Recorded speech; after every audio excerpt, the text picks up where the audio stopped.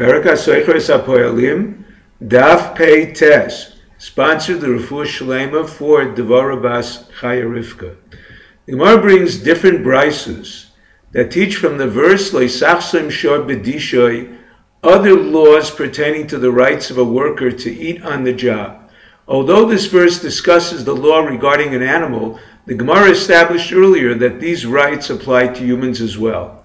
Number one, Dayash refers to produce that grows, excluding a worker's right to eat while milking an animal or making cheese. The Gemara explains the other verse, Kisavo b'cherem reyecha, when one enters a vineyard does not suffice to teach this law, because the term kama, taught concerning grain, could expand the permit to eat from anything that stands. Number two, Dayash refers to produce that its processing is being completed, excluding eating while weeding, even stunted onions and garlic that are weeded to allow more room for those growing properly. The Gemara explains that from the verse, El Kelyecha, Loisitein, do not place grapes in your basket, we could not learn one weeding stunted garlic and onions cannot nibble, because harvesting them to the basket of his employer entitles him to nibble while working. Number three, Dayash refers to processing produce at a stage not requiring tithing. After threshing, one winnows his grain, piles and smooths it, and only then requires tithing. It excludes a worker who separates pressed figs and dates that require tithing unless unripe.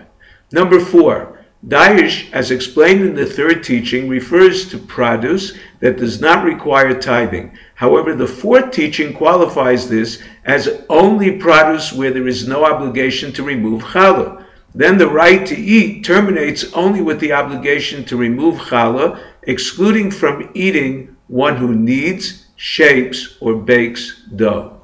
The Gemara taught earlier a brisa that a harvester cannot eat grapes with a davar acher to make them more savory.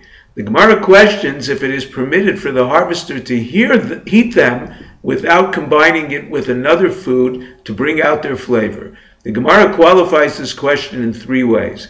He can stimulate his appetite, for example, by eating his bread dipped in brine. He can postpone his eating until he gets to the sweetest grapes in the field. He cannot heat them while he is working. The question arises only when his wife or children are with him. The Gemara attempts to resolve the question by quoting a brisa that prohibits sprinkling grapes with salt. The Gemara rejects the comparison to heating. It leaves the question unresolved. The Gemara concludes by reconciling a brisa that permits salting grapes.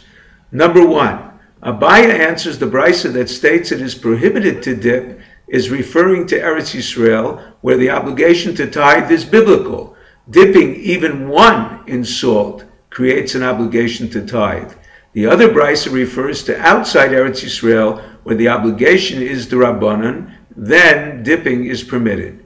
Number two, Rava answers that it is permitted to dip one even in Eretz Yisrael. If the worker stipulates as part of his contract the right to eat, even though he is not entitled from the Torah, such as one who weeds, he is like a purchaser. He may eat one by one without tithing. Eating two at a time, even without salting, requires tithing because it qualifies as a goren.